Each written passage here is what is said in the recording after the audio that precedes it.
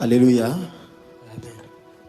Là où tu es, tu peux t'élever, car nous sommes dans la présence de Dieu. Aujourd'hui, nous sommes en train d'achever la fin de notre tournant décisif. Nous allons ouvrir nos Bibles dans le livre d'Ésaïe. À partir d'Ésaïe 43, à partir du 14e verset, nous allons lire jusqu'à 21. C'est là, c'est un tournant que Dieu nous donne encore ce matin, car il veut encore faire des grandes choses. Il a déjà fait dans nos vies. Nous allons lire. Ainsi parle l'Éternel, votre Rédempteur, le Saint d'Israël. À cause de vous, j'envoie l'ennemi contre Babylone, et je fais descendre tous les fuyards, même les Chaldéens, sur les navires dont ils tiraient gloire. Je suis l'Éternel, votre Saint, le Créateur d'Israël, votre Roi. Ainsi parle l'Éternel qui fraya dans la mer un chemin et dans les eaux puissantes un sentier. Qui mit en campagne des chars et des chevaux, une armée de vaillants guerriers, soudain couchés ensemble pour ne plus se relever, anéantis, éteints comme une mèche. Ne pensez plus aux événements passés et ne considérez plus ce qui est ancien. Voici, je vais faire une chose nouvelle sur le point d'arriver. Ne la reconnaîtrez-vous pas? Je mettrai un chemin dans les déserts et des fleuves dans la solitude. Le bête des champs me glorifieront, les chacals et les autriches, parce que j'aurai mis des eaux dans le désert, des fleuves dans la solitude, pour abreuver mon peuple, mon élu. Le peuple que je me suis formé publiera mes louanges.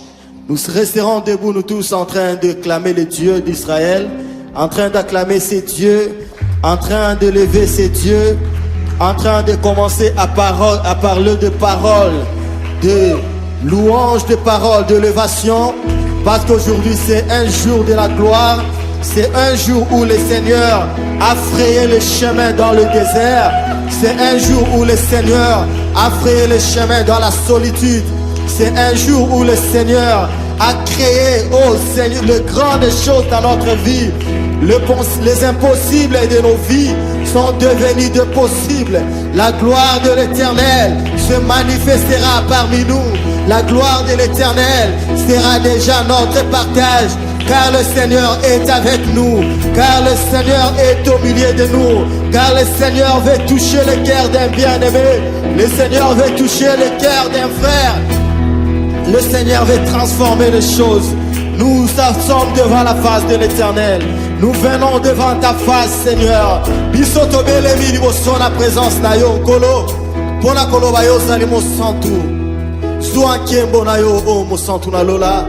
Totiki mitema epai na yo, tolingi ete Yesu, lokumu nyonso ezonga bobele epai na yo, toye epai na yo mo santu. Oh Jésus, tobelemi. Yamba masanjoli ya mitema ya bana na yo, masanjoli ya ba oyo bakiti na si ya makolo na yo, masanjoli ya ba oyo batiki mitema epai na yo. Hallelujah.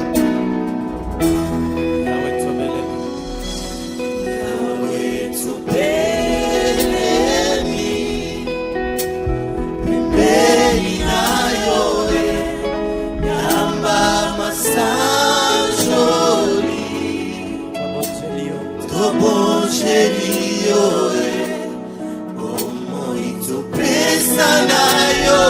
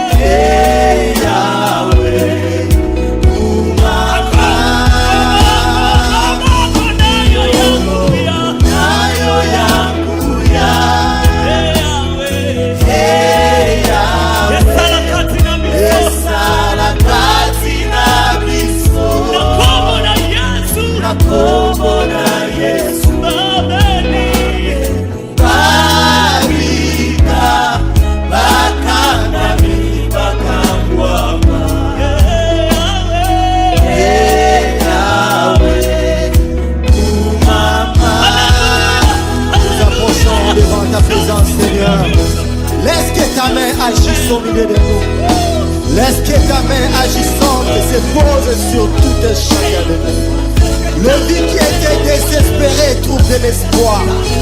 Les gens qui n'avaient plus, Seigneur, à voir, qu'ils voient. Les gens qui ne considéraient plus que leur avenir pouvait être glorieux, puissent le voir. Voir la gloire de Dieu se répandre dans les vies. Le Seigneur qui sauva l'Israël dans la mer Rouge, il est capable de sauver le cœur de ses enfants ce matin. Le Seigneur qui créa le chemin dans les déserts, il est capable de créer un chemin pour quelqu'un ce matin. Le Seigneur qui abréva son peuple dans les déserts, il est capable de créer de l'eau pour toi, afin que tu sois abrévé. Il dit que je suis l'eau de vie. Si tu bois de mon eau, tu n'auras plus soif. Oh le Dieu d'Israël, oh le puissant de Jacob, oh le roi des rois. Que ce Dieu soit élevé, que ce Dieu soit magnifié, que ce Dieu descende parmi nous. Oh Yahweh, t'as la mission de la yo Seigneur. Sois kembo go la mitema ya banana yo. Yahweh sois na yo kembo. Kembo lo kumu ezongela yo. Hey Yesu. Yahweh nsambe sois kembo katikati na biso. Sois na yo kembo mo sang.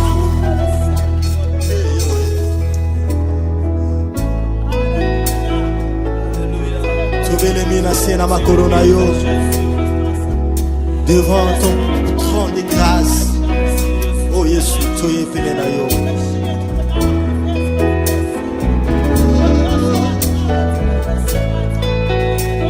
Toye Yesu koloba zoa na yo kembo. Que la gloire te revienne. Le prince de vie. On a notre Dieu.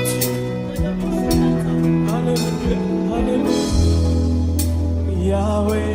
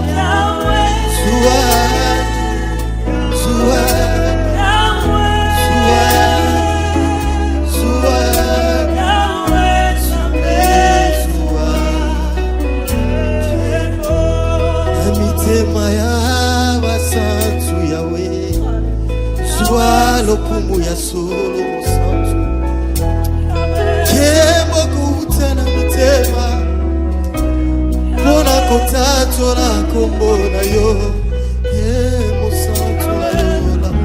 Mosantola lo. Reçois un cantique nouveau venu dans le cœur. Reçois ces cantiques, Seigneur, qui s'élèvent vers toi. Le cœur des justes qui crie vers ses dieux et qui dit, oui, notre Père, tu mérites de recevoir la gloire. Tu mérites de recevoir l'honneur. Ensemble avec les anges, dans les cieux, nous sur la terre, nous disons, Père, reçois la gloire.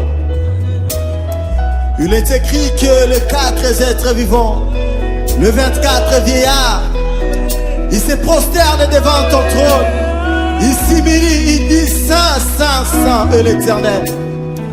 Ils sont en train de jeter leur couronne.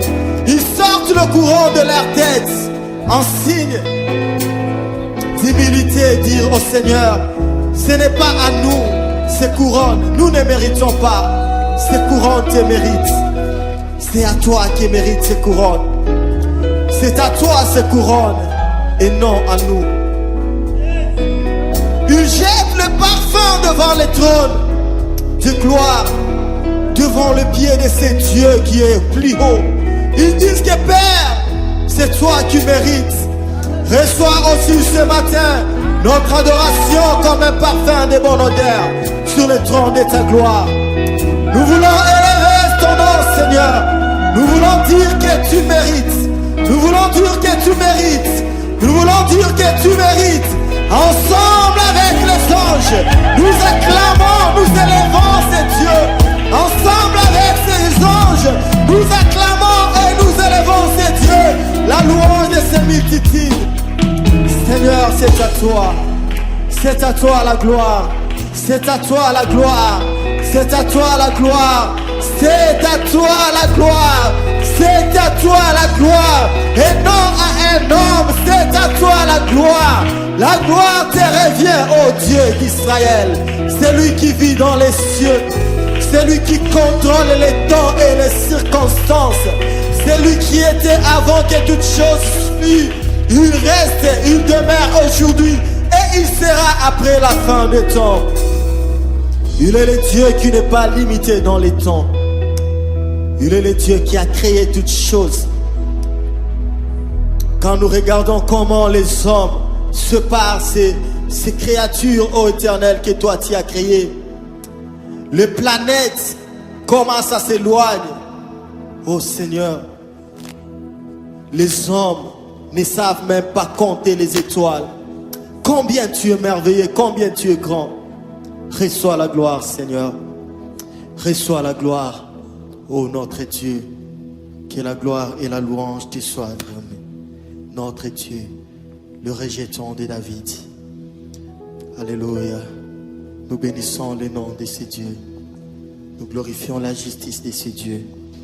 On peut continuer à acclamer ces grands dieux, ces bons dieux. On peut continuer à l'apprécier, le Dieu redoutable. Il est merveilleux. Seigneur, reçois la gloire. Reçois la louange. Sois honoré encore à ce jour où nous venons devant ta face. Nous te bénissons pour tout ce que tu es pour nous. Nous te bénissons pour tout ce que tu es. Le Créateur incréé, le Dieu parfait, le Père éternel. Que l'honneur, la gloire te reviennent. Alors que nous te célébrons, nous t'adorons dans ces cultes. Nous prions, Seigneur, qu'à jamais tu sois reconnu notre Dieu. Dans le nom de Jésus, je prie que, Seigneur, ta bénédiction et ta grâce, ô Dieu, se répandent, ô Dieu de bonté, sur tes enfants. Partout où ils se trouvent, dans ces cultes, que ta bonne main, ô Dieu, soit sur eux. Et que ta rosée, ton onction, ô Dieu de bonté, qui surpasse l'attendement humain, puisse, ô Dieu de bonté, le toucher partout où ils sont. Dans le nom de Jésus. Amen. Nous bénissons le Seigneur pour ces merveilleux dimanches qu'il nous accorde. Un dimanche de paix et de bénédiction. Et nous sommes reconnaissants à ce bon Dieu. Non seulement il nous donne l'opportunité de voir ce dimanche, mais là nous sommes en train de clôturer notre programme de prière qui nous a pris 2 semaines dans le tournant décisif. Et nous bénissons le Dieu Tout-Puissant qui nous accorde cette grâce-là. Nous voulons bénir le Seigneur pour les hommes et les femmes qui se sont impliqués dans ces programmes. Partout où vous vous retrouvez, qu'au travers la radio, au travers les réseaux sociaux, l'Internet, vous avez suivi ce programme. Nous prions que le Seigneur vous bénisse et vous soit favorable. Et à tous les Archois et Archoises réunis à ce moment pour bénir le Seigneur dans nos cellules, nous voulons dire que le Seigneur vous bénisse à ces jours où nous clôturons ce programme et nous confessons le Dieu de grâce qui écoute la prière. La Bible déclare que toutes les nations viendront à Dieu parce qu'il écoute la prière. Et donc nous croyons à ce Dieu qui exauce les prières et qui vous a écouté pendant ces 2 semaines. Le temps pour moi d'accueillir tous ceux-là qui sont en train de nous suivre. Peut-être c'est la première fois, vous êtes dans notre culte, vous nous suivez à la radio, vous nous suivez au travers les réseaux sociaux. Nous voulons vous dire bienvenue dans ces cultes et dans cet enseignement de clôture de notre programme. Et pour ceux qui sont réunis, là où vous êtes, vous pouvez toujours, n'est-ce pas, vous connecter à Dieu comme d'habitude et sentir sa présence, lui qui est esprit. Au-delà de nos moments de prière, au-delà des moments que nous avons eus, de bons moments, le Seigneur nous a fait grâce, nous le bénissons, parce que à ces 2 semaines, nous avons célébré 2 mariages. Et ces 2 mariages, c'était notre bien-aimé Blaise et Esther et notre bien-aimé Patrick Germaine. Nous apprécions le Seigneur, nous l'acclamons pour les bénédictions qu'il accorde à ses enfants malgré les temps et les circonstances. Il est celui qui est en train de nous faire du bien. Et nous voulons encourager, n'est-ce pas, nos bien-aimés frères et sœurs à suivre parce que notre programme continue sur le radio. Il y a la radio Nourou, la radio Elisabeth, la radio Mungano, la radio RTGB et la radio BAS. Chaque dimanche, vous allez toujours suivre le message de 9h à 10h et nous serons en train de célébrer Dieu ensemble. Nous voulons aussi porter à la connaissance de tous les Archois et Archoises que nous continuons avec le rythme de la prière. Aujourd'hui, nous sommes en train de clôturer le programme et donc dans nos cellules, vous avez tout le programme qu'il faut et à partir de 12h, notre programme sera clôturé dans la communion avec le bien-aimé. Et de là, nous allons reprendre notre programme ordinaire. Et donc les cellules vont être en marche chaque mercredi et chaque vendredi. Et toute l'église, nous sommes à jeûne et prière chaque vendredi jusqu'à 18h en train d'implorer la face de Dieu. Et nous passons que pour les autres émissions que nous avons eu à suivre ou alors les cultes radiodiffusés que nous avons eu à suivre toutes les 2 semaines, les moments d'intercession, le moment de prière et les moments des enseignements, nous allons vous communiquer le programme, comment ça va se poursuivre hors de ce programme de tournant. Alors nous allons prier pour clôturer ce programme. Nous voulons prier pour la parole. Nous voulons clôturer avec une leçon aujourd'hui pour, n'est-ce pas, couronner ces enseignements que nous avons eus pendant les 2 semaines. Seigneur, bénis ta parole que nous voulons suivre maintenant et permets que Dieu, les hommes et les femmes, partout où ils nous suivent, qu'ils soient connectés à cette grâce et qu'ils soient bénis par toi. Dans le nom de Jésus, Amen. Nous avons notre lecture dans les livres de Ésaïe. Ésaïe chapitre 51 du 1er au 2e verset. La Bible dit ceci: écoute-moi, vous tous qui poursuivez la justice, qui cherchez l'Éternel, portez le regard sur le rocher d'où vous avez été taillés, sur le creux de la fosse d'où vous avez été tirés. Portez le regard sur Abraham, votre père, et sur Sarah qui vous a enfanté, car lui seul je l'ai appelé, je l'ai béni et multiplié. Amen. Voilà la parole que nous voulons méditer ce matin.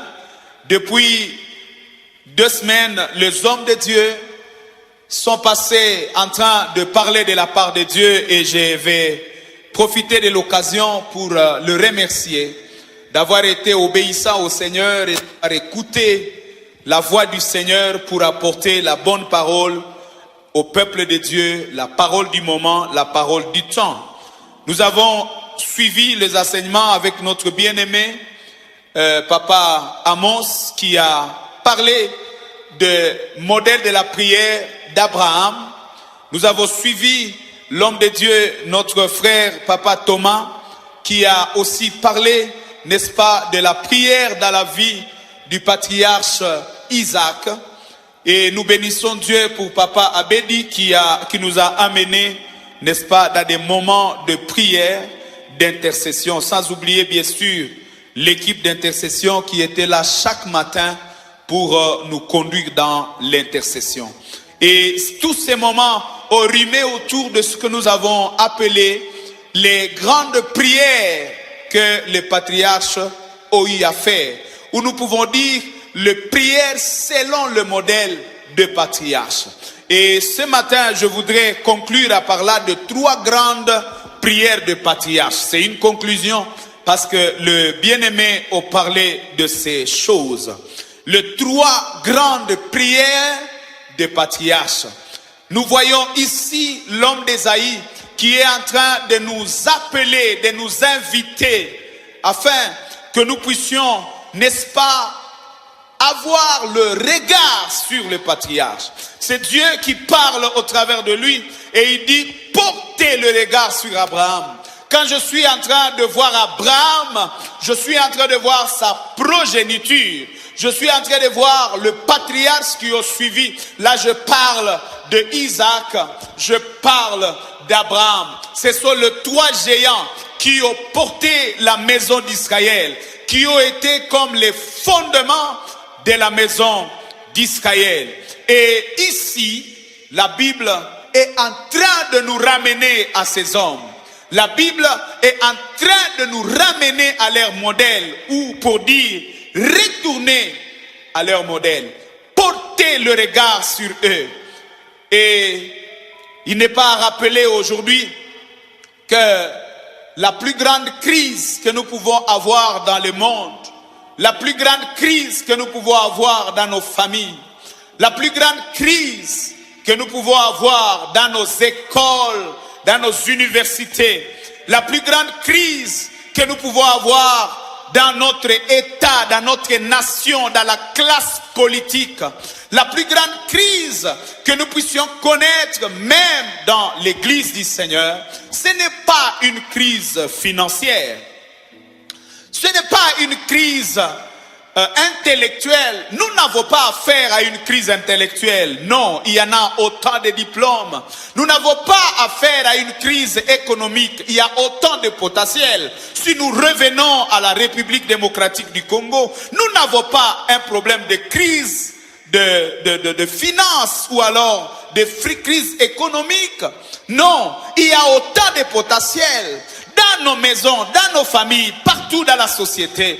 En réalité, la grande crise est loin d'être économique. Bien que l'économie nous dérange, bien que les réalités sécuritaires nous dérangent, bien qu'il y a toutes ces insécurités sociales liées à notre temps, mais nous allons reconnaître ce matin que la plus grande crise, loin de cela, la plus grande crise en réalité, c'est la crise des modèles. Je dis bien la crise des modèles. Je veux dire, les familles manquent de modèles. La nation est à crise de modèles. Nos universités sont à crise de modèles. Et c'est là que Dieu est en train de nous ramener. Il dit, vous pouvez avoir tout, mais rassurez-vous que vous avez un modèle. Et c'est la question que je vais poser à chacun de nous pour dire, mais qui est ton modèle? Dans la politique, qui est ton modèle? Dans le ministère, qui est ton modèle? Dans la foi, qui est ton modèle? Dans la marche de la vie, qui est ton modèle? Parce que d'une manière ou d'une autre, nous sommes influencés par les modèles auxquels nous sommes exposés. Et retenez que toute la fois que vous êtes à face d'un mauvais modèle, votre vie est mal partie. Si vous n'avez pas un bon modèle devant vous, et si ces mauvais modèles vous influencent, eh bien, vous allez être loin de la victoire que vous pouviez avoir. Alors Dieu nous ramène, il dit, vous avez beaucoup d'hommes et de femmes autour de vous. Vous avez l'histoire des hommes et des femmes avec vous, mais je veux que vous puissiez avoir un modèle précis. Je vous ramène au modèle de patriarche. Je vous ramène au modèle d'Abraham, d'Isaac et de Jacob. Portez le regard sur ces gens-là. Imitez ces gens-là. L'apôtre qui a écrit les livres aux Hébreux, il était prêt à dire que nous avons un si grand nuée de témoins. Il y a des témoins, il y a des hommes et des femmes qui ont marché avec Dieu. Et si nous voulons marcher avec Dieu, nous devons revenir à leur modèle. Nous devons revenir à leur modèle. Nous devons imiter ces hommes-là. Il dit imitez leur foi. Il dit quand il y a des gens qui vous ont précédé dans la foi, regardez, considérez, analysez quelle a été leur fin et imitez leur foi. Qui tu es en train d'imiter dans ta vie? Tu es dans ta profession, tu es dans ton ministère, tu sers le Seigneur, tu es dans la foi, et je vais dire, tu es en train d'imiter qui? C'est quel type de modèle qui est en train de t'influencer? En réalité, la Bible est en train de dire par rapport à l'apôtre Paul, il dit ceci, vous avez été sauvés pour accomplir les œuvres qui ont été prévues d'avance. À d'autres termes, la vie avec le Seigneur, ce n'est pas une vie de tâtonnement. La vie avec Jésus, la marche dans la foi, ce n'est pas une marche imaginaire. Ce n'est pas une marche où on a besoin d'avoir des initiatives. Vous n'avez pas besoin des initiatives dans votre foi. Vous n'avez pas besoin de la créativité dans votre foi. Vous n'imaginez pas comment vous pouvez servir le Seigneur. Vous n'imaginez pas comment vous pouvez marcher avec Dieu. Il y a un chemin qui a été déjà tracé. Il y a une manière qui a été déjà définie. Il y a une façon de faire qui a été définie. Et dans les cas d'espèce, nous voulons dire, faut-il prier selon ce que l'on croit? Faut-il prier de la manière où on se sent à l'aise? Faut-il imaginer comment on doit prier? Loin de là. Les apôtres, ayant observé Jésus, ont compris qu'ils avaient besoin d'apprendre comment prier. Ces bien-aimés, ces apôtres, ils ont été et ils sont nés dans la culture juive. Ils n'ont pas besoin de connaître comment prier. Il y avait déjà la prière selon, n'est-ce pas, la loi de Moïse. Mais ayant observé Jésus, ils ont réalisé que l'alliance était en train de changer. Ils ont réalisé que le temps était en train de changer. On était en train de sortir du temps de la loi vers le temps de la grâce. Et ils réalisaient que les modèles peuvent bousculer, peuvent bouger par rapport à la prière. Ils ont dit, Seigneur Jésus, apprends-nous à prier. Nous ne voulons pas prier par rapport à n'importe quoi, par rapport à n'importe qui. Nous ne voulons pas imiter la prière de qui que ce soit. Nous voulons nous rassurer que nous sommes accrochés au bon modèle. Et Jésus n'a pas hésité de les enseigner comment prier. C'est pourquoi pendant les 2 semaines, nous avons été en train de dire comment le patriarche a prié. Parce que Dieu nous ramène là-bas. Il dit portez le regard sur ces gens-là. Il y a beaucoup de choses que nous pouvons apprendre sur leur vie. Comment ils ont offert à Dieu. Comment ils ont servi leur société. Comment ils ont mené leur vie de couple. Comment ils ont élevé leurs enfants. C'est tout ça des modèles que nous pouvons tirer d'eux. Mais nous voulons voir comment ils ont prié. Peut-être la question importante serait de dire, mais pourquoi revenir à ces gens? J'ai dit, nous sommes dans un moment de crise de modèle.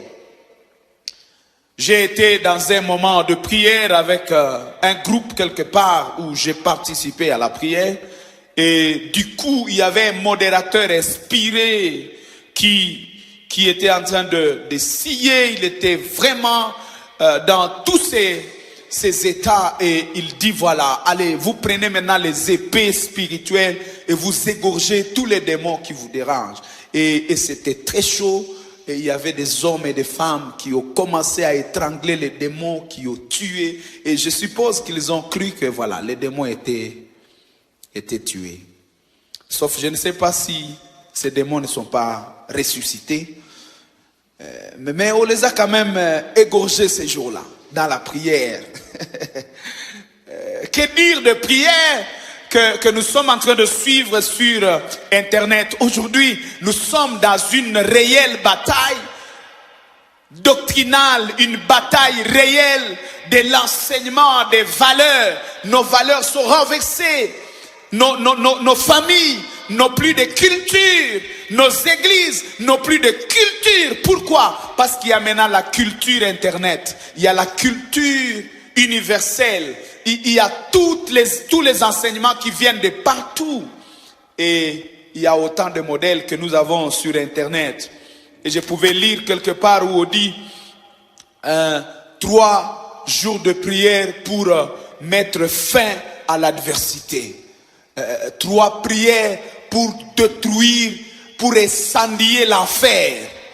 J'étais étonné, j'ai dit mais ce thème est tellement difficile que finalement l'affaire va être incendiée. Et si l'affaire est déjà définie comme un lieu où il y a le feu et il faut incendier ce feu-là, je dis non, ça c'est une révélation nouvelle.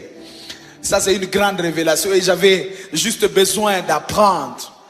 Juste besoin de me ressourcer pour dire mais ça c'est encore quelque chose de nouveau.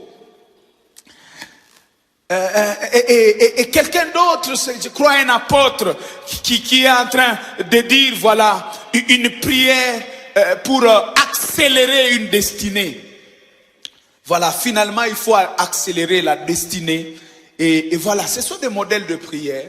On peut les rencontrer sur Internet, on peut les rencontrer dans les séminaires, les enseignements, mais au finish on doit revenir pour dire mais comment Dieu veut que nous puissions prier? Si aujourd'hui je dois détruire les adversaires, mais que dit la Bible? Est-ce que la Bible dit qu'il y aura un temps où je vais être sans adversaire? Est-ce qu'il y a un moment où la Bible promet que dans la prière, je peux incendier tout le domaine des ennemis? Quand je lis le livre des Psaumes, chapitre 23, le verset 1er jusqu'à 3, la Bible dit, l'Éternel est mon berger, je ne manquerai de rien. Il me conduit dans le vert pâturage. Quand je traverse la vallée de l'ombre de la mort, il est là. Et ce psaume n'a pas ignoré la présence des adversaires. Il dit, le Seigneur, l'Éternel qui est le bon berger, il va placer devant moi une table à face de mes adversaires. Mes adversaires ne sont pas appelés à me retrouver dans la vallée de l'ombre de la mort. Mais ils vont être là quand je suis à la table. Et ils vont me voir. Ils vont être là. La Bible n'a même pas dit qu'est-ce que ces adversaires vont être en train de faire quand je suis sur la table. C'est possible qu'ils mangent avec moi. Oui, mais beaucoup de prédications, on peut dire que non, les adversaires vont être là en train de voir que Dieu nous a bénis, en train de s'étonner. Bon, c'est beau tous ces enseignements-là. Sauf que la Bible n'a pas dit ça. La Bible a dit, il place devant moi, à face de moi, à face de ma table, les adversaires. Ils sont là. Et c'est Psaume 110 qui vient encore ajouter un aspect là où le psalmiste est en train de dire: assis-toi à ma droite jusqu'à ce que je fasse de tes ennemis tes marchepieds. Dieu est en train de donner la promesse au Messie. Il donne la promesse à ses serviteurs. Il dit: asseyez-vous, servez-moi. Restez dans votre ministère, restez dans votre appel, restez dans votre promesse, jusqu'à ce que moi, Dieu, je vais faire de vos ennemis votre marchepied. Mais il ajoute, il dit: domine au milieu de tes ennemis. Il dit: l'Éternel ordonne que tu sois puissant, mais que tu domines au milieu de tes ennemis. Mais qu'est-ce que signifie dominer au milieu des ennemis? Le premier verbe dominer, nous l'avons retrouvé dans le livre de Genèse. Quand Dieu est en train de parler de dominer les ennemis, ce n'est pas qu'il est en train de dire: allez, Mukae Chini. Les ennemis, allez, Mukae. Ce n'est pas qu'on est en train de le fouetter. Quand Dieu disait domine la terre, il était en train de dire exploite la terre. Il y a des richesses dans la terre. À l'époque, on ne connaît pas l'or, on ne connaît pas les coltans, on ne connaît pas toutes ces merveilles qui sont cachées dans les sous-sols. Et Dieu dit, domine la terre. À d'autres termes, il y a des trésors dans la terre. Ta domination consiste à exploiter la terre. Ta domination consiste à valoriser la terre. Ces bois, ces arbres que tu vois, quand tu les domines, tu peux en sortir une chaise. Tu peux en sortir des bancs, des meubles. Voilà la domination. Et donc quand il dit domine au milieu de tes ennemis, ce n'est pas nécessairement écraser les ennemis. C'est peut-être même transformer ces ennemis-là. C'est peut-être même enseigner à ces ennemis-là de l'amour. C'est peut-être révéler à ces ennemis-là qu'il y a plus que la colère, qu'il y a plus que la haine, qu'il y a plus que la vengeance. Et ils peuvent retrouver Dieu. À d'autres termes, bien-aimés dans le Seigneur, il y a autant de modèles de prière que nous avons, que nous retrouvons par-ci, par-là. Et nous pouvons entrer dans la prière et faire autant de jours, autant de nuits, autant de jeûnes, sans que le Seigneur nous écoute.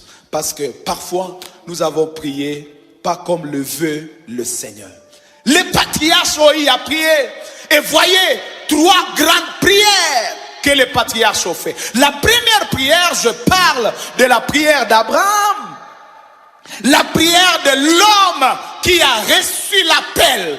Dans Genèse chapitre 12, du 1er au 3e verset, la Bible dit littéralement ceci. Il dit, Abraham, sors de ton pays, sors de ta patrie, sors de la maison de ton père et va dans le pays que je te montrerai. Il dit, je rendrai ton nom grand. Je bénirai tous ceux qui te béniront. Et il va très loin pour dire, toutes les familles de la terre seront bénies en toi. Cet homme déjà dans la promesse, Dieu lui parle de bénédiction des nations. Et le modèle que nous pouvons tirer de cet homme, c'est ce que nous sommes en train maintenant de voir dans les livres de Genèse 18, à partir du verset 16. Cet homme qui avait la promesse des nations, cet homme qui avait la bénédiction de Dieu, quand il a fallu intercéder, il va intercéder pour le salut de Sodome et de Gomorrhe. Il a eu une prière d'intercession dans la dimension des nations. Nous devons monter dans la dimension de prier pour les nations. Ici, s'il y a quelqu'un qui a une promesse, s'il y a quelqu'un qui a un appel de Dieu, tu dois ramener ta prière dans le domaine de ton appel. Si Dieu t'a appelé à être une bénédiction pour les nations, alors il faut prier par rapport aux nations. Il faut dépasser les limites régionales, les limites ethniques. pour ressembler à la promesse de Dieu. Vous savez, parfois nous prions le contraire de ce que Dieu nous a appelés à être. Nous demandons à Dieu le contraire de ce qu'il nous a appelés à devenir. Nous demandons à Dieu le contraire même de notre mission. Abraham, il a la mission d'être une bénédiction pour les nations. Eh bien, il peut exercer son cœur à prier pour une nation, à prier pour des villes. Là, il ne prie pas pour des individus. Là, il ne prie pas pour des besoins. Il est en train de prier pour la nation. Combien de fois nous avons besoin de voir les gros du tableau, le panorama du tableau. Vous savez, il y a des requêtes qui sont dans des grands exaucements. On n'a pas besoin de demander l'emploi quand la nation va bien. À d'autres termes, celui qui prie pour le président de la République, celui qui prie pour les institutions du pays, est en train déjà de prier pour l'emploi. Vous perdez le temps quand vous prenez 40 jours pour rabaisser le chômage. Ça, c'est une prière qui est bien, mais qui n'est-ce pas, peut ne pas marcher. Parce que vous pouvez simplement être à chômage, pas parce que vous avez péché, pas parce que vous êtes incapable, mais parce qu'il n'y a pas de structure qui ont prévu du travail. Et donc, si vous priez pour la guérison des institutions, si vous priez pour la guérison de la nation, il est possible que vous ne faisiez pas 40 jours, mais qu'avec une prière d'un jour, vous pouvez entrer dans votre destinée. Abraham a appris à prier par rapport à la promesse, à regarder la grande couverture. Je suis en train de nous inviter à avoir des prières de couverture. Des prières de couverture. Je prie que les enfants, au lieu de prier que Dieu donne-moi les frais académiques, qu'ils prient pour le père de la famille. Parce que si papa est béni, on ne demandera pas les frais académiques. Ça sera automatique. Je prie que le Seigneur nous fasse cette grâce de voir les prières couverture, les prières qui prennent les gros. Abraham n'a jamais prié pour Lot, son frère qui était à Sodome. Mais il a su que si Sodome et Gomorrhe sont guéris, mon frère peut aussi être guéri. Il y a beaucoup de gens qui font du temps en train de prier pour leur salaire, mais ils ne prient même pas pour leur entreprise. Et c'est difficile. La deuxième prière, nous voyons la prière de l'homme d'Isaac. Isaac, il est l'héritier de la promesse. Mais il va rencontrer deux défis. Le premier défi, c'est que d'abord, il a vécu avec l'adversité. Il a été témoin du combat, de la bataille qu'il y avait entre sa mère et Agar, la servante qui a eu l'enfant que nous avons appelé Ismaël. Il a été témoin et Isaac et Ismaël pouvaient avoir des bagarres et ces bagarres pouvaient aller jusqu'à leurs parents. Et Ismaël en a souffert. Isaac en a souffert. Et voilà, il arrive maintenant le temps qu'il est dans son mariage et dans son mariage, l'enfant ne vient pas. À d'autres termes, le combat de son père, le combat de la stérilité qui a frappé Abraham est en train de venir vers Isaac. Isaac a le choix de chercher aussi une servante. Isaac a le choix de demeurer avec sa femme et de lutter jusqu'à la vieillesse. Ou alors de prendre une autre voie. Isaac n'a pas choisi de chercher une servante parce qu'il sait ce que ça fait la polygamie. Isaac, il est parmi ces patriarches qui est resté monogamique, qui a gardé son mariage, il a gardé sa femme. Mais comment il est arrivé à ça? C'est parce qu'il a appris la deuxième dimension de la prière, le combat pour la destinée. Isaac a appris à combattre. Je ne veux pas tomber là où mon père est tombé. Je ne veux pas avoir un enfant hors mariage. Et je peux voir Isaac en train d'imposer les mains à sa femme, imposer les mains au ventre de sa femme pour dire: je veux des enfants par toi et toi seul. Je suis en train d'appeler quelqu'un à entrer dans cette dimension de prière de combat. La première chose à retenir, c'est que tu dois combattre toutes les batailles qui ont renversé tes parents. Ne tombe pas dans la bataille qui a fait tomber ton parent. Réalise, mets devant toi le tableau de la famille, mets devant toi le tableau de la nation, de tes prédécesseurs. Cette prière consiste à combattre les antivaleurs de ceux qui nous ont précédés. Même si tu n'es pas encore tombé dans tel ou tel autre péché, mais tu as la responsabilité de considérer la liste des échecs, la liste de faiblesses, la liste des choses qui n'ont pas marché chez tes prédécesseurs, qui n'ont pas marché chez tes parents, chez tes coachs, et pour dire, moi, je serai la correction. Je déclare ce matin que tu es la correction de tout ce qui n'a pas marché avant toi. C'est malheureux de voir un enfant né de parents qui sont morts du sida. Il a vu ses parents le laisser tôt à cause du sida, à cause de l'infidélité, à cause de l'impudicité. Et le même enfant trouve que l'impudicité, c'est ça, sa gloire. Combien c'est malheureux de voir les enfants qui ont vu leurs parents mourir de cirrhose de foie et aussi trouver le plaisir dans la cigarette. La vie devrait nous enseigner. Je nous appelle, bien-aimés dans le Seigneur, à faire de prières préventives. De prières préventives. Isaac, il prie, il refuse la stérilité. Parce que la stérilité a mis mal à l'aise sa mère. Et il l'a imposé.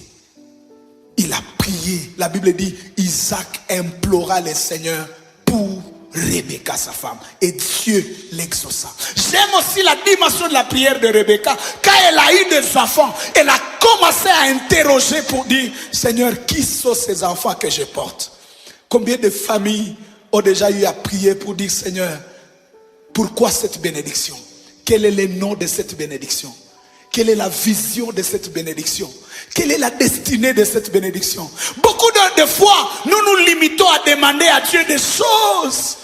Mais nous n'avons pas encore eu à monter dans cette nouvelle dimension où nous pouvons dire, Seigneur, merci pour le mariage. Mais quelle est la mission de ce mariage? Merci pour le travail. Merci pour l'onction. Mais quelle est la mission? Je dis à quelqu'un, tout ce que Dieu te donne, même si ça fait partie de ton épanouissement ou de ta joie, il y a une mission derrière tout ce que Dieu nous donne.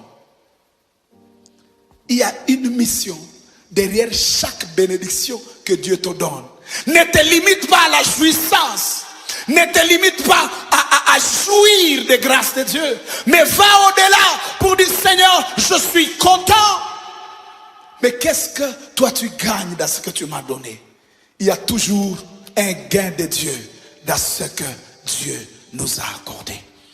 Isaac a intercédé pour sa femme. Premièrement, pour arrêter les antivaleurs. Deuxièmement, pour perpétrer la promesse. Il y avait une promesse qui dit, vous allez être de milliers et de milliers de gens. Et Isaac devait entrer dans cette destinée-là. Combat pour ta destinée. Premier niveau, arrête les antivaleurs qui t'ont précédé. Deuxième niveau, combat jusqu'à ce que ta destinée se manifeste. Vous savez, vous pouvez perdre du temps en train de prier pour des choses qui ne vous concernent pas. J'ai appris avec le Seigneur qu'il y a des bénédictions que je n'aurai jamais parce que ça ne fait pas partie de l'agenda de Dieu. Je ne peux pas prier pour que je sois président de la République. Non, je ne suis pas appelé à ça. Même si, je ne peux même pas avoir un rêve comme ça. Je ne peux pas me réveiller en train de devenir le président de la République. Non. Et donc, quand je prie, je ne peux pas prier dans ce sens-là. Je prie par rapport à l'appel que Dieu m'a donné. Je combats pour arriver là où Dieu m'a donné. Et donc, cette prière commence à partir du moment où tu as déjà eu à demander à Dieu, pourquoi suis-je sur la terre? Tu n'es pas sur la terre pour vivre l'agenda de tes parents, l'agenda des politiciens, l'agenda des sorciers. Combien d'hommes et de femmes sont en train de mener la vie qui a été définie par les sorciers du quartier? Combien d'hommes et de femmes sont en train de vivre une vie qui a été définie par certains politiciens qui ont fait des réunions dans un coin. Je t'appelle à vivre ce que Dieu a destiné que tu vives. Et pour y arriver, ce n'est pas par des acclamations, c'est par le combat. Combat pour ta destinée. La dernière prière, c'est la prière de Jacob. Et cet homme, il a simplement pris ses enfants dans le livre de Genèse 49 et il a devant lui ses enfants. Il commence à confesser. Il commence à proclamer, à déclarer. Je l'appelle la prière prophétique. La prière de déclaration prophétique. C'est la prière de déclaration de la foi. La prière de la déclaration de l'avenir. Tu n'as pas besoin de prier seulement par rapport à ce que tu vois. Ton Dieu est au-delà du présent. Ton Dieu est au-delà de ce que nous voyons. Un homme, une femme qui prie doit entrer dans une dimension où il voit les années à venir et il commence à faire des déclarations. Moïse pouvait dire, Dieu vous enverra un autre prophète comme moi. Quel est le parent qui est en train de voir l'avenir de ses enfants? Et il parle, il prie par rapport à cet avenir-là. Ne prie pas par rapport à un Congo malade. Prie par rapport à ce Congo qui est en train d'être une bénédiction pour le Grand Lac, une bénédiction pour l'Afrique, une bénédiction pour le monde. Combien de fois nous avons prié pour ce pays, en train de voir un pays qui nous a fait souffrir? Et on est en train de se lamenter devant Dieu. Là où tu es, tu vas te lever. J'aimerais que tu entres dans cette dimension de la prière prophétique. Tu commences à déclarer des choses sur ton entreprise. Même si elle est petite, vois sa grandeur et prie à la dimension de sa grandeur. Si tu es dans une église, prie et déclare par rapport à l'église. Vois cette église dans sa dimension de gloire, dans sa dimension d'accomplissement de la promesse de Dieu. Prie pour tes enfants, toi parent, là où tu es, commence à déclarer des choses sur tes enfants. Jésus a dit, je bâtirai mon église et les écluses le monde des ténèbres ne fera rien contre cette église. Jonas, dans le ventre du poisson, pouvait dire, je veux être dans le temple. Je suis dans l'eau à ce moment, mais à un moment donné, je vais être dans le temple. Je vais célébrer Dieu. Quelqu'un est en train de déclarer, là où tu es entré dans la profondeur, déclare la vie de Dieu. L'homme de David pouvait dire, je ne mourrai pas, je vivrai. Alléluia. Déclare sur ta maison, déclare sur ton mari, déclare sur tes enfants, dans l'avenir. Essaie de voir au-delà du présent, essaie de voir au-delà des circonstances, essaie de voir au-delà des Covid. Vois la grâce de Dieu. Prions le Seigneur.